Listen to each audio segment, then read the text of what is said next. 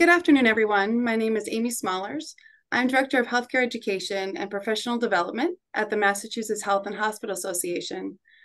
I want to welcome you to today's webinar, Groundhog Day, Medical Staff Style, scenarios that just seem to keep coming up again and again and again.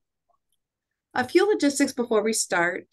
If you have any questions during the webinar, please enter them into the chat feature as we are in listen-only mode today. The questions will come directly to us, and we'll do our best to address them during and after our panel discussion for today's webinar. I also want to take a moment now to thank MHA's 2023 sponsors for their support in underwriting today's webinar, which is just one of many events we offer throughout the year to connect our members with leading experts to help address timely issues like the one we have today. I'm pleased to announce our speakers from Hush Blackwell. Ashley Todd, whose primary practice focuses on representing healthcare organizations and providers in a broad range of regulatory, compliance, and litigation matters. Tom O'Day provides measured counsel to hospitals, physician groups, health systems, and individual providers regarding complex employment and medical staff matters. Nick Healy regularly advises on legal implications of business and medical staff issues, represents providers in reimbursement matters and administrative proceedings, provides counsel on compliance with state and federal healthcare laws and regulations, and assists with compliance investigations. Bob Blaisdell, who is our moderator for today, primarily serves healthcare clients as their primary outside counsel and first point of legal contact, providing day-to-day advice on a variety of regulatory compliance issues, including vendor contracting, HIPAA, medical staff credentialing and peer review, healthcare fraud and abuse, employment law and personnel issues, and many others. I could go on further, but I want to make sure we have time for them for the webinar today. So thank you all so much for being here. And Bob, I'll hand it over to you to get us started for our panel discussion. Thank you, Amy. Appreciate that. And thank you to our guests and my panel who've helped me put together this presentation. What we want to discuss today was some medical staff corrective action or disciplinary action scenarios that we tend to see repeatedly. And I know registered, we have folks from several hospital departments and disciplines, CMOs, in-house counsels, human resources, risk management. And if you're lucky, your hospital's never experienced any problem with medical staff members, but I'm sure is likely the case, you've dealt with one or more of these types of people or scenarios that we will discuss. We want to help you identify when you have one of these people or situations, and more important, how to deal with them in that moment. Of course, I have to say that this is a disclaimer and caveat. This presentation is for educational purposes only. It's not meant to be legal advice. And these matters, as you know, are really very fact-specific, need to be analyzed closely on a case-by-case basis, preferably by calling outside counsel. So first up is what I call doctor litigation. So this person threatens to sue anyone who crosses them and intimidates most people involved in the process. Hospital president, medical staff president, CMO, maybe all three don't want to challenge them, and medical staff members don't want to be on committees passing judgment on them. So Ashley, what do you do when you're presented outside in-house counsel comes to you or the president of the hospital and says, hey, we've got this situation and no one wants to take him on? Yeah, thanks, Bob. And thanks so much to everyone here for carving out the time to be with us. I'm a partner in the Austin office, and my practice focuses a lot on these medical staff issues. I represent both facility and physicians in these kind of peer review actions. So I have a lot of insight into all sides of the process. I also do a lot of quasi litigation in state and federal enforcement agencies. So disciplinary actions, enrollment issues, licensing issues.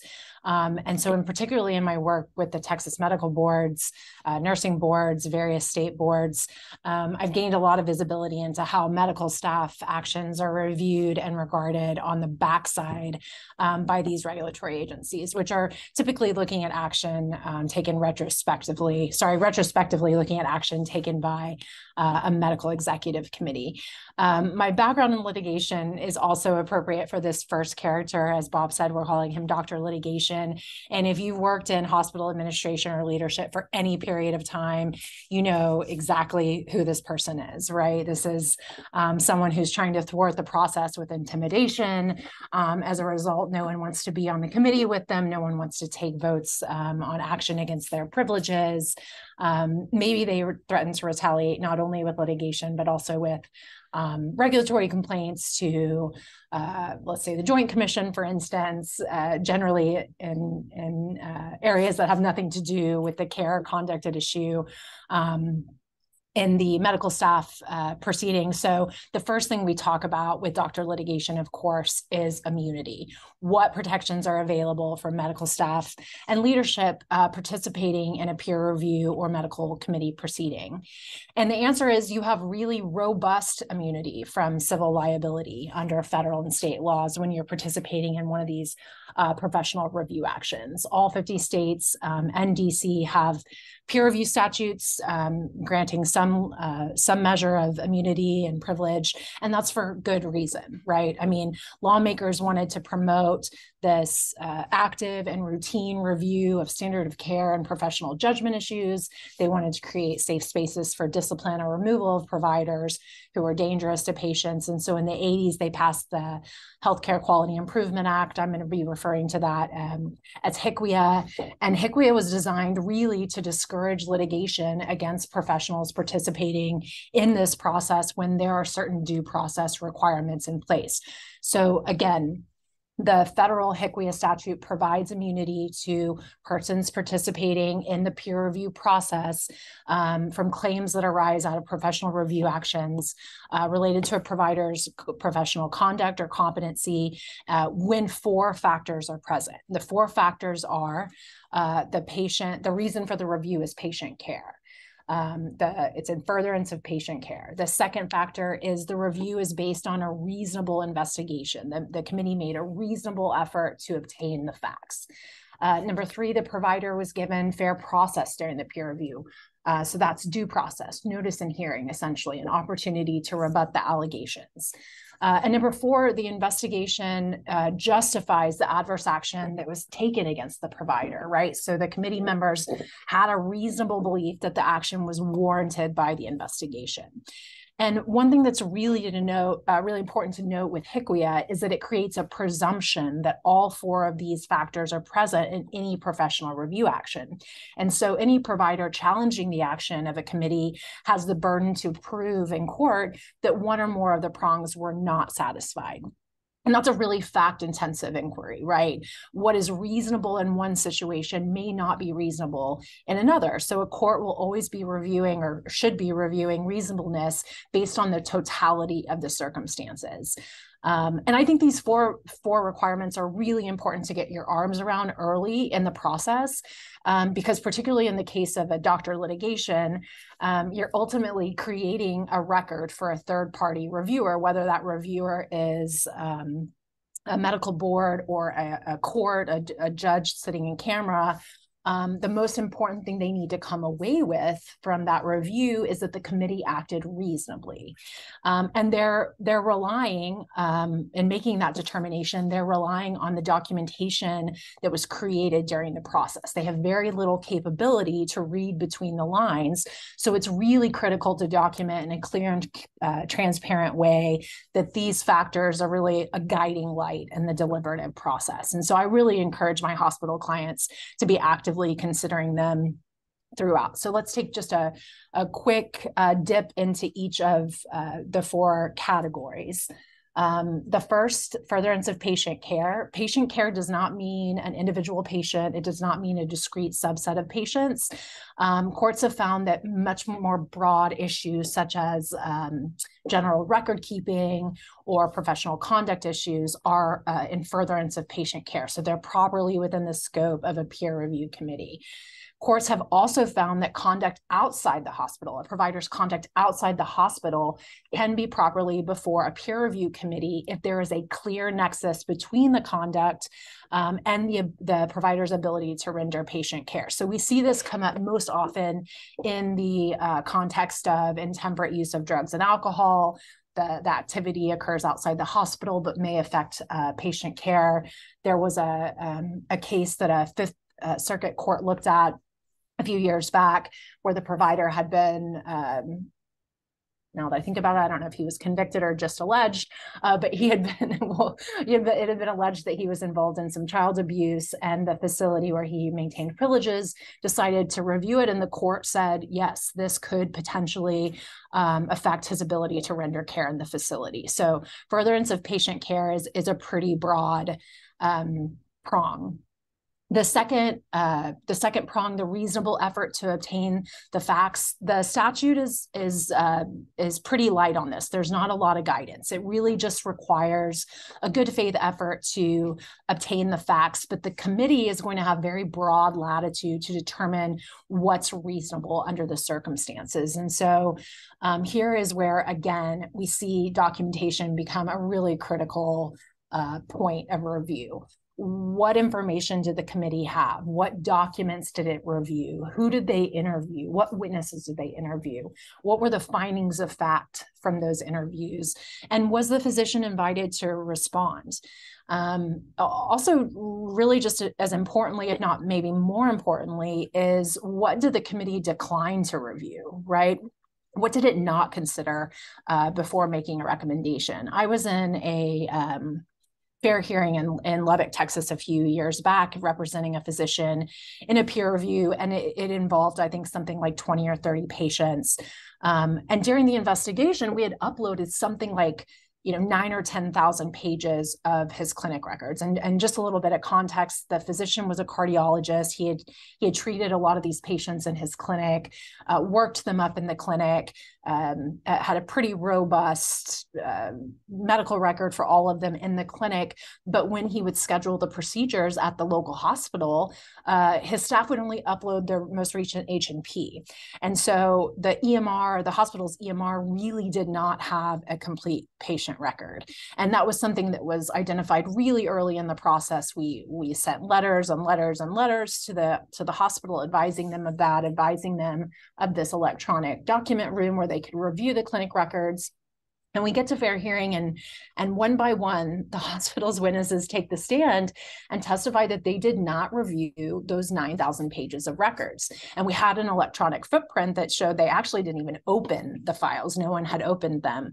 And so when I'm asking in the hearing, why they didn't review the records, we got all manner of responses, some of which were really reasonable, right? Some of them were something to the effect of the doctor had an obligation to make a complete record, and if that included his clinic records, he should have sent them over, and that was his fault. Some of the medical committee members were much more honest. They said that this was a document dump, and they were insulted sort of by having to review the production. But the real clincher on this one was that the committee had sent the cases to an outside reviewer, and they had only given him access to the hospital's EMR, knowing that those 9,000 pages of clinic records existed. They didn't send the records, understanding that they were available and understanding they were relevant. And so I asked a series of questions, did you rely on this outside review? And yes, it was critical to our recommendations. Did you send the complete medical record to the reviewer? No, we didn't send, the supplemental records. Would you agree this a complete record requires a fair review requires a complete record? Yes. Would you agree that a reliable review requires a fair record? And so, Dr. Smith, you understood that these records existed. You understood they were relevant. You understand that an external report needed access to them to be fair and reliable, and still not only did you not send them, but you actually didn't review the documents yourself to make sure that there was nothing in there the reviewer needed to know. And you see, as we kind of walk through these questions, that you get further and further and further away from what a reasonable review would be, and that's really what we were trying to establish. So if the committee declines to review something, it's just as important to articulate why it's not necessary or why it's not relevant to the process. Due process, how am I doing on time? Due process, pretty straightforward, centered on notice and hearing. The physician's going to need reasonable notice of the substance of the allegations. He needs representation. He needs a chance to call and examine witnesses. He needs the opportunity to submit a post-hearing statement, maybe. The interesting thing about due process from the hospital's perspective is that whether or not due process was present does not turn on whether the hospital adhered to its bylaws, right? So due process is really untethered to that. Courts have looked at this a lot, right? You can simultaneously conform with the bylaws in every way and still have a finding that there was insufficient process. And on the other hand, you can violate the bylaws, and a court can still determine that the actions were reasonable and that due process was afforded under the circumstances. One last thing on due process, I think Nick's going to talk about this, so I'm not going to spend too much time, but with regard to conflicts of interest, it's really critical to think through in this specific case of doctor litigation that I'm working with, does due process require a specialist review, right? If I'm reviewing a cardiologist, do I need to have a cardiologist on my medical staff? Do I need to create an ad hoc committee that has cardiologists that are able to review the standard of care in a reasonable way? Or maybe do I need an external review because maybe am I concerned about cardiologists in the area with a direct economic competition with a reviewed provider, right? You need to think through all of that sort of on a case-by-case basis. On the fourth prong, did the facts reasonably support the outcome? I would just say that really, I think about this in proportionality, right? Did the recommendation, was it proportional to the objective facts that were uncovered in the course of the investigation? And note also that this is always going to be reviewed based on the information that the committee had at the time it made its recommendation. So not 3 months, 6 months, 9 months later when the medical board is reviewing it or the court is reviewing it. It's what information did the members have at the time of the recommendation. A quick thing relative to doctor litigation, one thing I would really encourage to, HCWIA requires a report to the National Practitioner Data Bank if an adverse action affecting the privileges of a provider is in place for longer than 30 days. I really recommend being thoughtful about the reporting language here. This is because of potential defamation claims, right?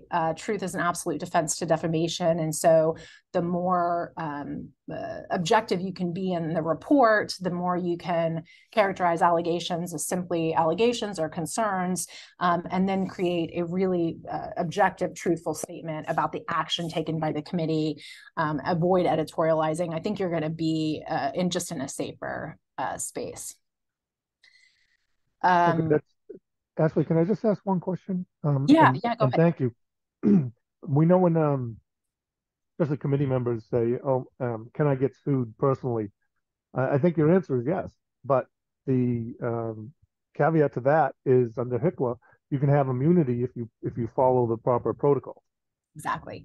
Yeah, and that's nothing really prevents you from being sued as a if a provider can find a cause of action, which is going to vary state by state, right? Texas doesn't have any sort of malicious peer review, but other states may have some way to get into the process.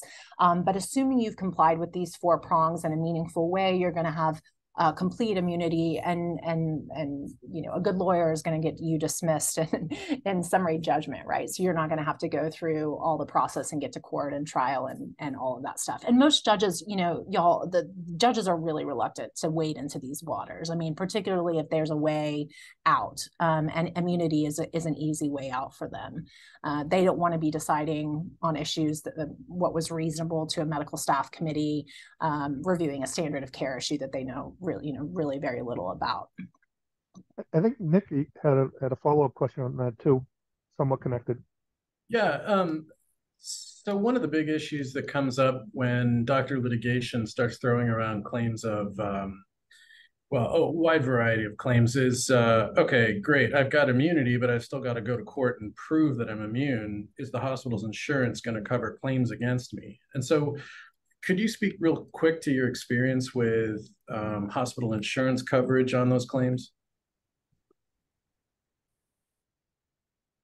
Sorry.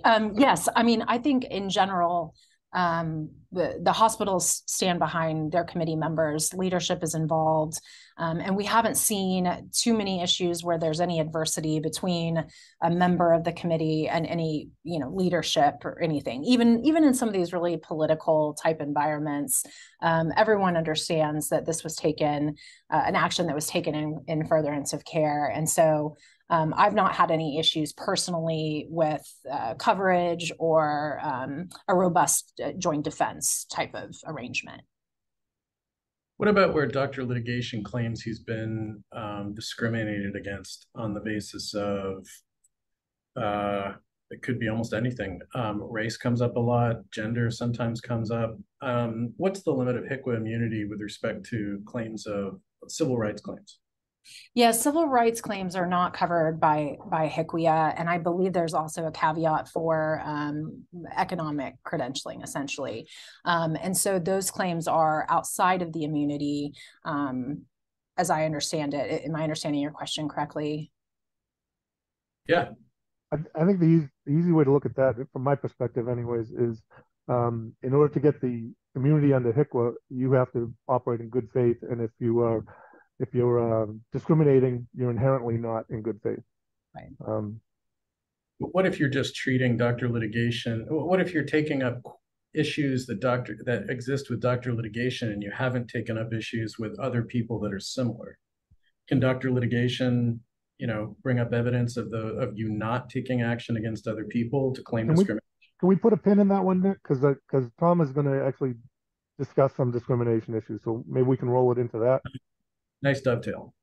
And actually, I want to spin off a little bit off the prepared list and go to you, Nick, for the category called My Favorite Specialist.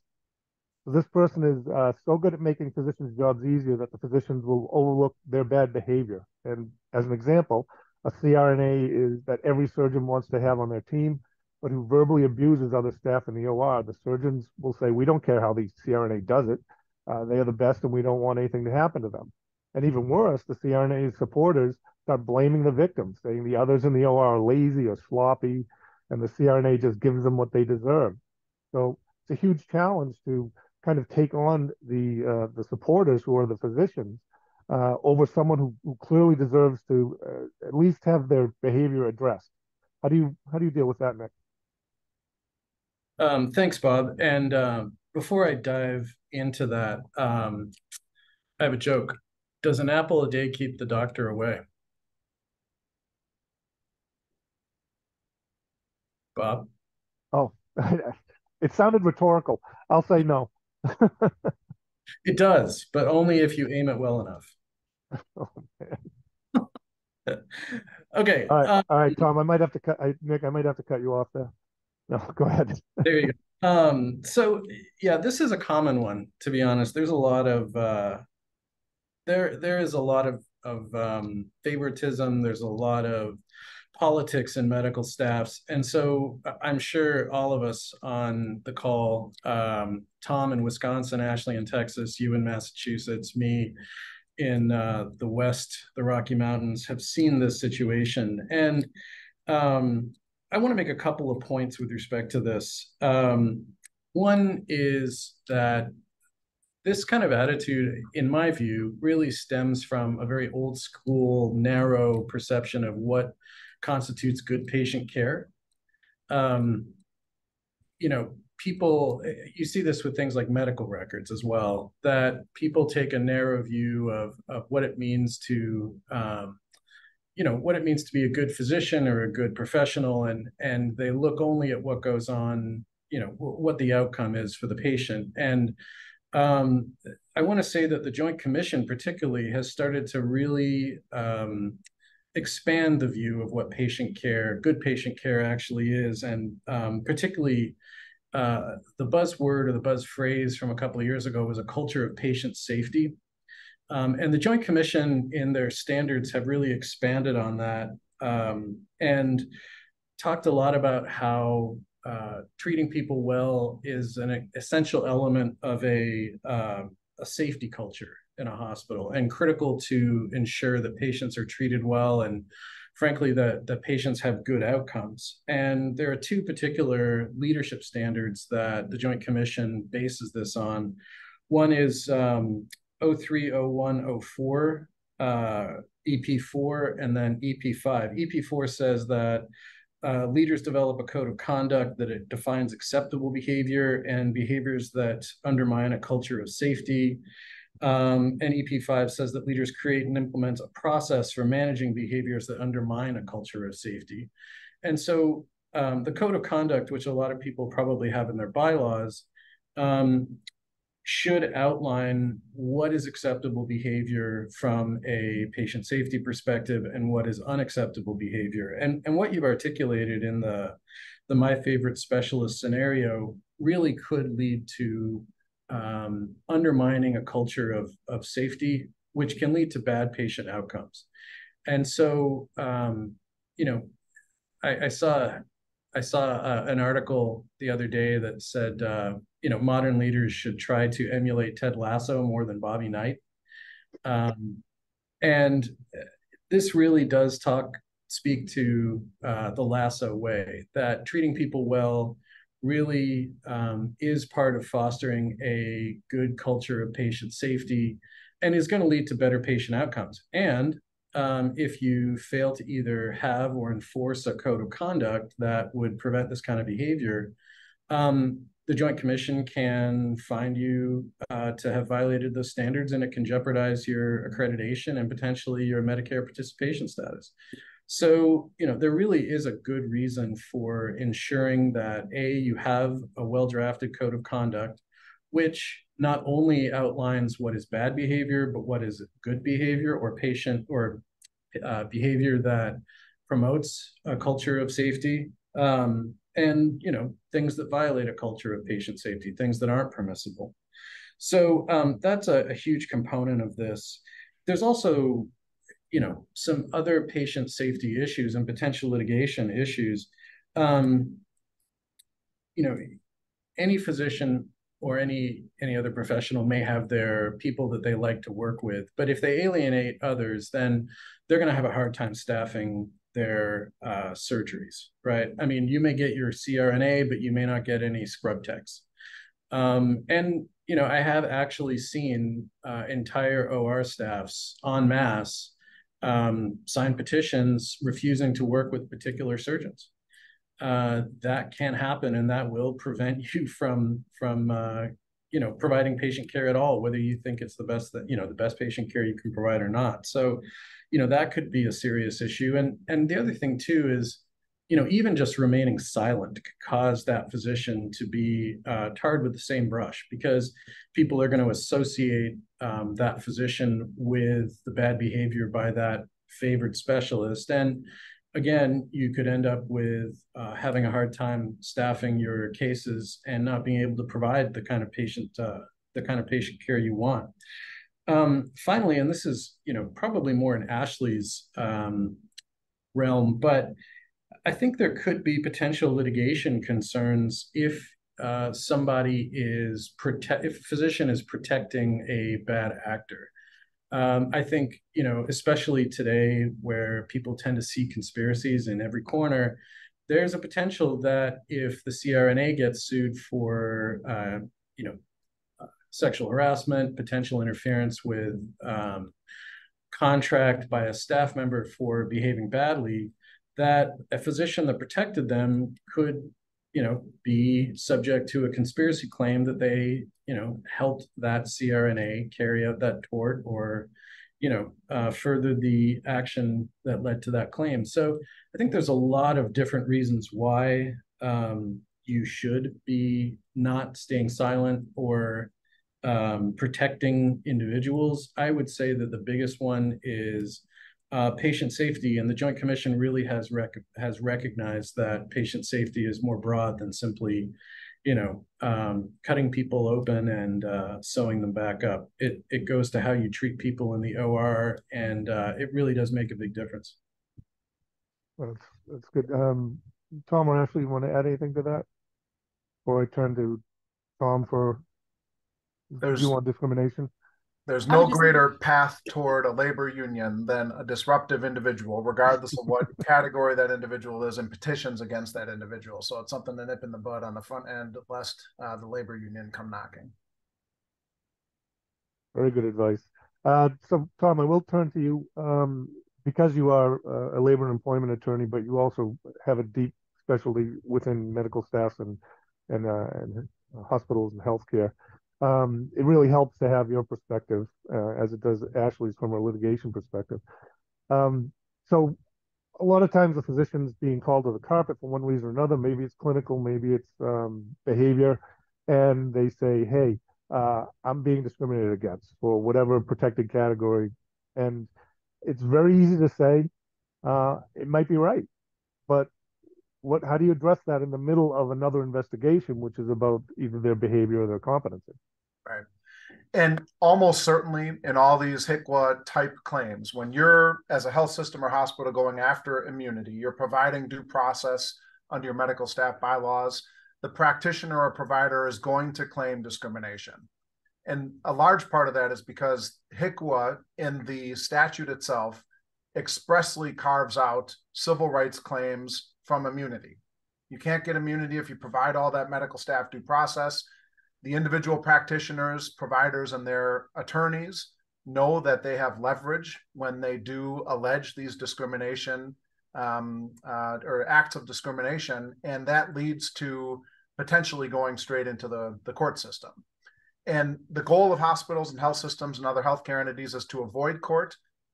The goal of the practitioners and providers is to try and leverage the potential to go into court and hang all that dirty laundry out in the public eye. So it's easy to allege a civil rights violation. It's something that, again, can get you outside of the HCQA process.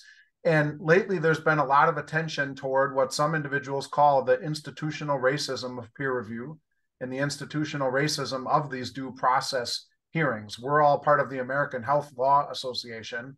And there was an article just about a year ago that talked about, from its original goal, HCQA has institutionalized the process of racism. This is other attorneys in our profession alleging this.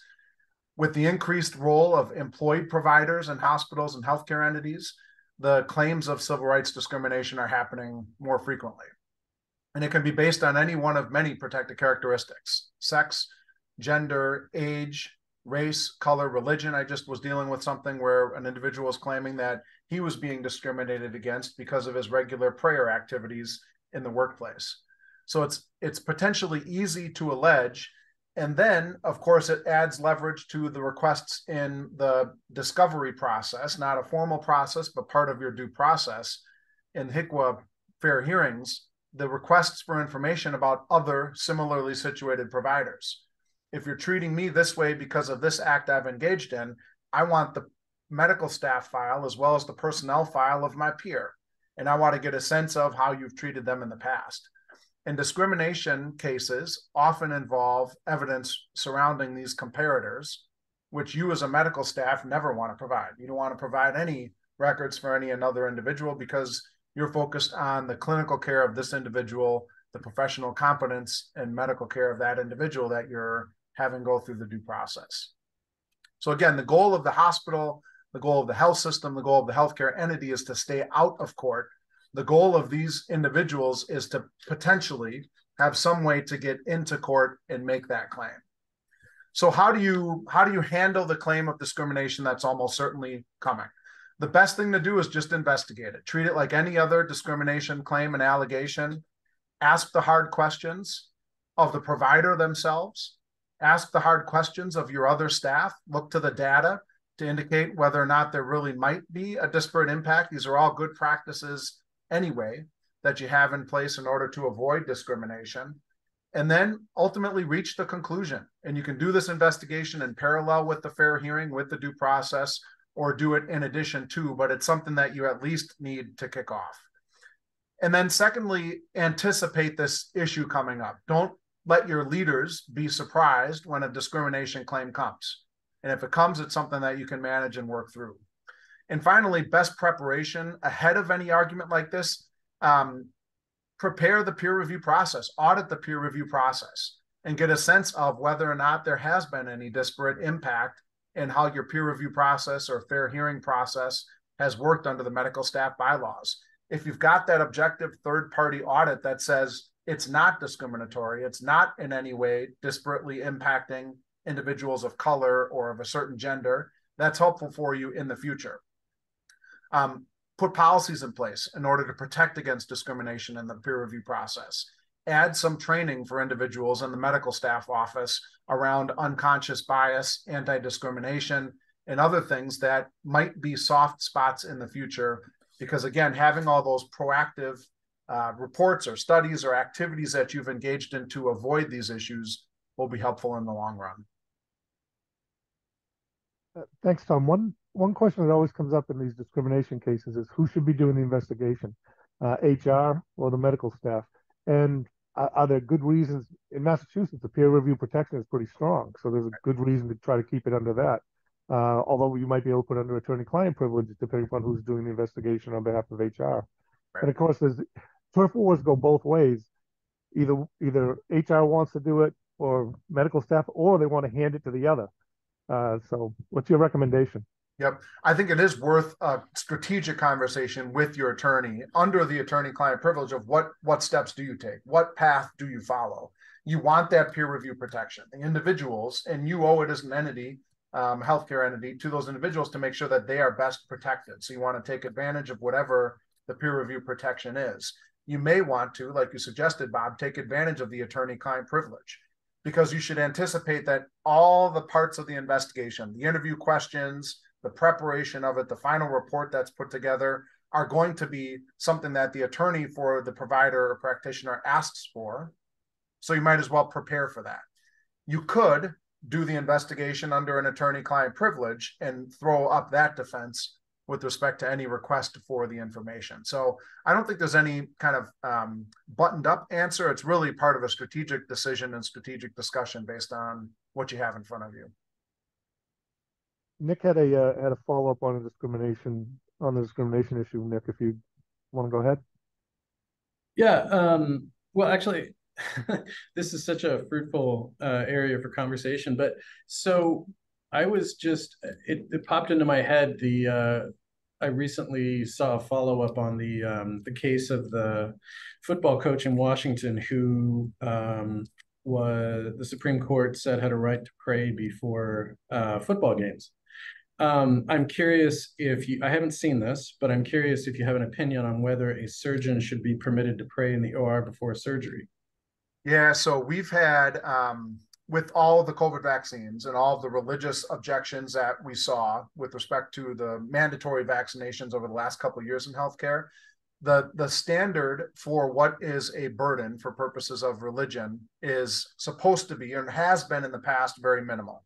It's a de minimis standard. If it's anything more than a minimal burden for a healthcare entity to allow someone to practice their religion, then the healthcare entity can say no and does not have to accommodate that religion request. Lately, the courts have been moving toward a more stringent and more protective standard for individuals who are exercising their religious beliefs or activities in the workplace. And it remains to be seen how that plays out at the Supreme Court level, at lower court levels as well. But I'd recommend that healthcare employers and all employers have an open discussion with an employee seeking to pray in the workplace, if it's before a surgery, after a surgery, wherever it is, about how they can accommodate it. Is the prayer necessary specifically in the OR, or can you do that outside in private?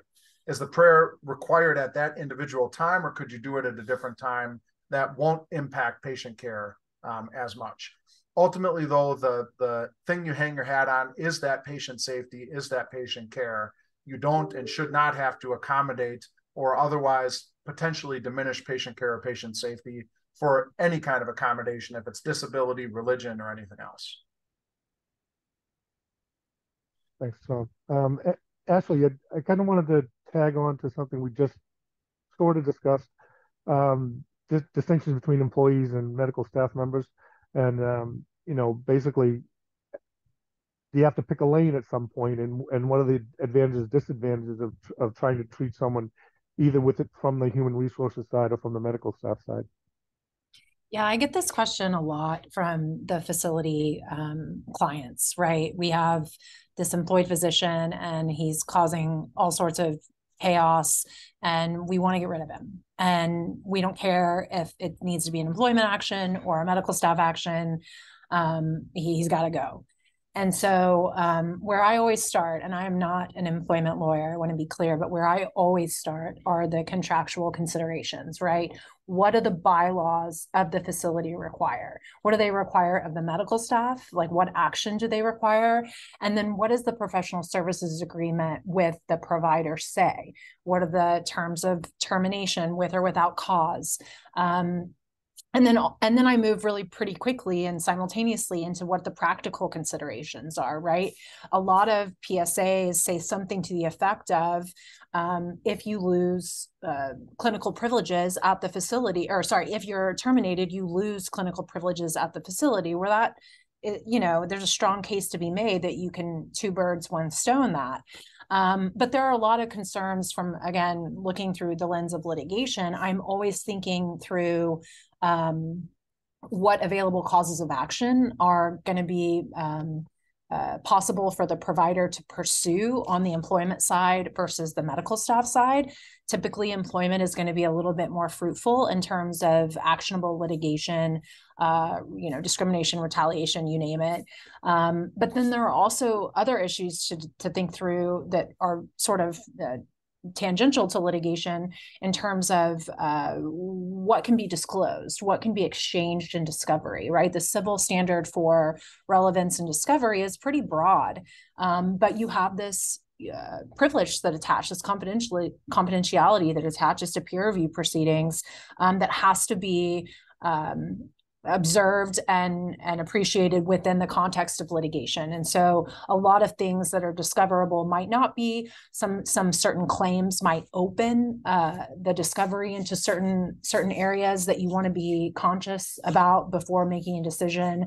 And so again, I'm not an employment lawyer, but I look first at the contracts, and then I think through really on a case-by-case scenario, what's the outcome we want to achieve, and what's the most practical way to get there given what we're working with.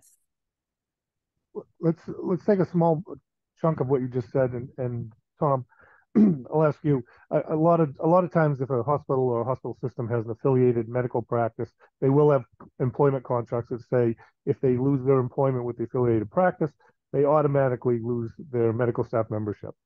So there comes a point where the hospital says we could put this person through a clinical review, which will include peer review and a due process, a hearing, an appeal, and review by the governing board, or we just terminate them at the affiliated medical practice, and it automatically takes care of everything on the medical staff side. How do you? And that's a pretty good resolution for a lot of people because it's simple. But if you remember from A Few Good Men, Jack Nicholson, Colonel Jessup said, "Yeah, I think we owe a duty to young Santiago to train him, and a duty to the country to make sure that he's as well trained as he can be." Right. Yeah. I mean, I think there's a couple different considerations. One, if I were an attorney for the practitioner, I would go after the hospital or health system and say, you were the cause, you interfered with my contract with my physician group, and therefore I'm bringing some kind of lawsuit against you. I'm going to bring you as part of this civil action. And there's the potential for a hospital to be caught up in interference with the contractual relationship between a physician group and an individual. At least they can make that argument. I don't necessarily think there's a lot of merit there, but that's an argument where hospitals and health systems will want to tread carefully around that prospect of telling the physician group, you must do this. If it's a contractual based trigger in the contract, that's helpful. The other, I think there are two considerations in that Few Good Men kind of scenario, Bob, that you raised. One is there might be a desire to have the peer review protection, some of the immunity that does attach to the whole process of terminating that individual. There may be benefit in protecting the individuals who are going to have to go through the process with the immunity that they can gain through peer review or through ultimately the due process. So that's one consideration that comes into play. The other is, like you said, the idea of the ethical responsibility of an organization to I mean, the purpose of the National Practitioner Data Bank is to identify poor performing physicians and ensure through some mechanism that they do better going forward for the benefit of public health, identify individuals who need work with their practice. So there may be a desire from an institutional level or even a medical staff level to go through the process, give the provider the fair hearing, give them the opportunity to be heard, and give them that due process, but ultimately hold them accountable for whatever action may have taken place. So in the end, I think it's worth a conversation with your top level executives. And oftentimes this comes up. If you're a system or hospital or other health entity that does not engage in the HCQA hearings or reports to the National Practitioner Data Bank very often, it may be worth a conversation at your leadership level proactively to say, what are we going to do? Are we going to fall in the camp of, even if we're not technically required to report to the data bank, are we going to voluntarily report to the data bank? Even if we might be able to find an employment trigger or some other trigger to avoid a due process hearing, are we going to just go through the process because it's the right thing to do? I think ultimately that's a hypothetical that you can run through with leadership in order to get to a good spot and prepare it in a good spot in the future. Let me go, Nick. Let me ask you about. I've run into this problem a few times. There's an investigation going on involving a particular physician, and that physician has a really close friend on either the medical executive committee, credentials committee, physician health services, something like that. Maybe even picked to be on the hearing panel. That could be difficult because this person might be advocating on behalf of the physician in a manner that's not necessarily unbiased. And so how do you deal with that? Do you let them stay on the committees? Do you ask them to recuse himself, him or herself? Do they get to vote on certain matters? It's a very delicate issue. It is. And I have another joke, but I'm not going to tell it because we're almost out of time. So I'll save that for the next webinar. So there's so many issues with this particular scenario. The three big ones that strike me are confidentiality problems, obviously, potential fiduciary duty violations, and the biggest one is the conflict of interest provision, which that is the meat of what you asked with respect to, do you ask them to recuse themselves? And a lot of medical staff bylaws will have a narrowly drawn conflict of interest provision. I think Ashley mentioned the standard under HCQA, which is you can't have somebody on the hearing panel who is in direct economic competition with the subject of the hearing. And, that is a lot of times that is what people will look to when they are trying to determine whether there's a conflict of interest. But when I'm working on bylaws, when I'm drafting bylaws, I try to keep it more broad. I try to incorporate a conflict of interest standard that is similar to what the IRS's conflict of interest provision for a nonprofit corporation would be, which encompasses a lot more than simply direct economic competition. And that would, it would also include, do they gain direct economic benefit from having the relationship with this person? Do they, have a direct economic benefit or detriment in the outcome of whatever proceeding they're involved in? And so, if you have a more expansive conflict of interest definition, then I think you certainly can ask them to recuse themselves. And frankly, it's good for that person if they do. Because, they could potentially be violating a fiduciary duty, depending on the nature of the committee and their role in it. They could potentially be violating a fiduciary duty either to the medical staff, if the medical staff is an independent entity under state law, or to the hospital if they're considered an officer of the hospital by virtue of their position. So the chief of staff often will sit on the board of directors for a hospital or board of trustees. And if that is the person with the relationship with, the person who is the subject of the proceeding, then acting in the interest of the person, of the subject of the proceeding, as opposed to the hospital, could give rise to a breach of fiduciary duty claim. So, they really need to consider their own potential liability when they're dealing with these issues. And the last one is simply confidentiality. If you can't get them to recuse themselves, if their conflict of interest provision is not,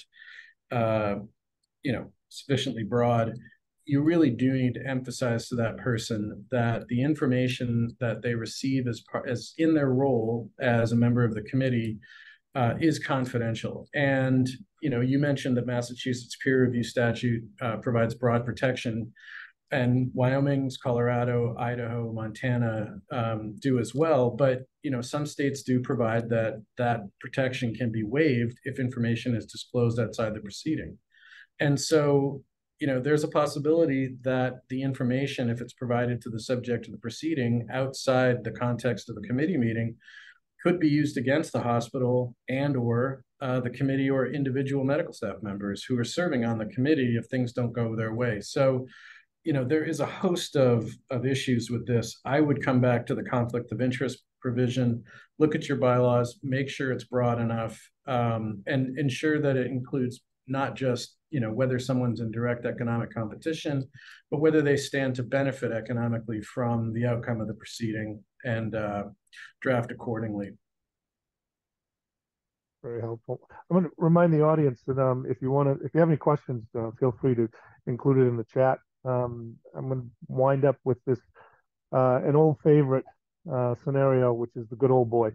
And this person has friends throughout the hospital. They've been there at least 25 years, but more likely 40 years. They have a lot of cases or referrals.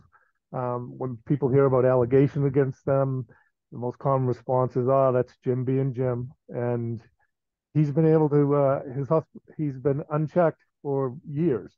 And in fact, one of his defenses is probably going to be, "No one ever told me there was a problem with that," which is usually untrue. He's probably been told before. They just never took any formal action. But so, Ashley, how do you deal with that, knowing that that's not a bad defense to say, "I've been doing this a long time and no one's ever told me it's wrong"? Yeah, and I'm perfect to take this because the good old boy is the predominant personality type in Texas. It exists everywhere, I want to be clear, but yeah, I think I see this a lot with providers that really have been around for a while. It may overlap a little bit with my favorite specialist that Nick talked about earlier. Maybe they have some sort of practice that's of direct benefit to the facility, right? They're specialists and they do all their cases there. Maybe they make a lot of referrals to other members of the medical staff, and it's just kind of seen as an eccentricity or quirky personality. But what I am sort of chronically challenged with is many times when that's the case, there hasn't been a lot of documentation about this ongoing pattern of conduct. And so again, I get out my little harp and I start talking about how critical documentation is, really, because if you have someone that's let's just say Dr. Harvey Weinstein, right? And he's been harassing nurses on the floor for 30 years and it was never documented. I mean, did it really happen? Well, we need to establish that it happened in a reasonable way with the investigation. So where do we start with that reasonable standard? Do I need to interview, if a single nurse, for instance, makes a complaint, do I need to interview every nurse on the floor that works with him to establish that pattern of conduct? Does it make sense to take statements from them all? While also understanding that in the situation of the good old boy, there might be a culture that doesn't necessarily support truthful recounts of this behavior. Is any nurse going to be willing to execute a written signed statement against a physician that's been with the facility for 30 years without fear of retaliation? And so, you really need to be able to be thoughtful and strategic about the evidence that you gather, how you synthesize the information to really encourage these truthful recounts, and then also provide the physician with requisite due process while potentially protecting the interests of the employees. So again, we see a very fact-specific analysis, really no one-size fits all but documentation is always your friend. Great. Anyone want to add on to that? Nick? I think, and I think it goes to, the good old boy scenario. It goes to the specialist, my friend, the specialist, or my buddy on the panel. It goes to whether or not there's a competitor who is in direct economic competition on the panel. At the end of the day, I think it's a lot of perception being important versus reality. And if you've got that good old boy who's on the panel and the friend of the individual who's under review, even though the reality might be there's no conflict, the perception could be there. And it's likely easier, it's better for the organization, and it might be more fair to cut that individual out of the process.